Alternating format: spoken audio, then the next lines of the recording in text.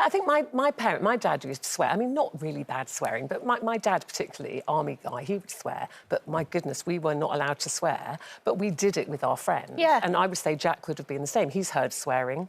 Eamon's Irish. I mean, what can I say? But it's like with Kira, I never heard that girl swear, ever. And we do swear at home. And also I go back to the time, especially as a teenager, where I think she must swear, because I used to. And I used to say to her, do you swear? And she's going, no, I don't swear, I don't swear.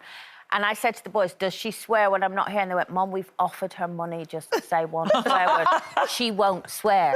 Well, and then on her 18th birthday, she got up and made a speech, which shocked me, because she was like, I'm not making a speech, but she did. And her speech was, my mum and dad or any of my family have never heard me swear, but I just want to say this is a bleeping great party. And everyone just cheered, all her friends and everything. Well, Cole, talking of parents, did you know that a 24-year-old history student has won Mastermind, but his specialist subject, it was so bizarre, he chose Flanders and Swan. Wow. Now, they're a music hall act that I dimly remember when I was about 14, my mum and dad droning on about them.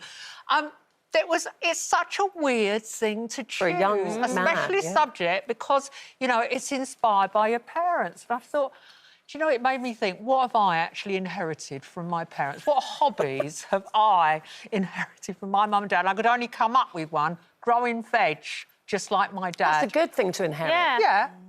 My dad had an allotment the whole time I lived at home. And I think he went, oh, yeah, there's my dad. Just in from the potatoes, and he even dug up our lawn at one stage to grow even more potatoes. Yeah, so I've inherited that. Yeah, I think I've inherited love of gardening from my mum and my grandma and my mum's grandma. So that side of the family all loved gardening. I had an allotment when I was in my 30s, which everyone... What did you say, Coleen? Did you see what she said to me this morning? So I said in the meeting, oh, yeah, and I had an allotment when I was in my 30s, and she said... Did you, Ruth? How lovely. Don't make me swear. I don't swear, What did you say? What did you say? I just went, oh, you saddo. No, she said, how tragic. It's not tragic, Coleen, what she because said. on my card here, in your 30s, I more just think, people have got allotments than ever. It's fashionable. All you did was go and buy 3 more animals to litter up. You could have had an allotment on your own land and been self-sufficient instead of keeping 3 things with 4 legs each, just pooing. Tragic indeed. Judi, what have you inherited from your parents? I think I've inherited my mum, definitely, she was a very, like, no filter. She would just go straight into it. I remember I had a boyfriend and she met him and she was like, oh, it seems very nice, but you have one little peanut head. He made me feel a peanut.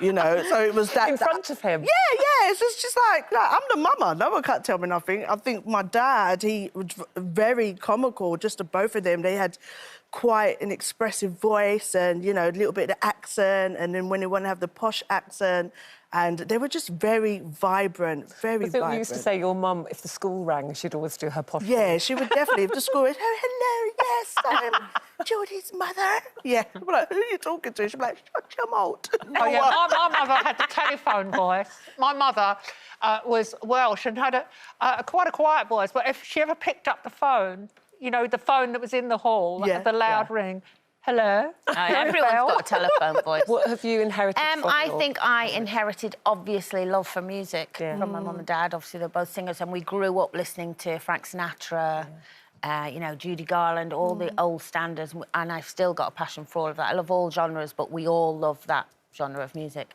And then my kids, of course, got that from me, obviously, because they're all in the music business now.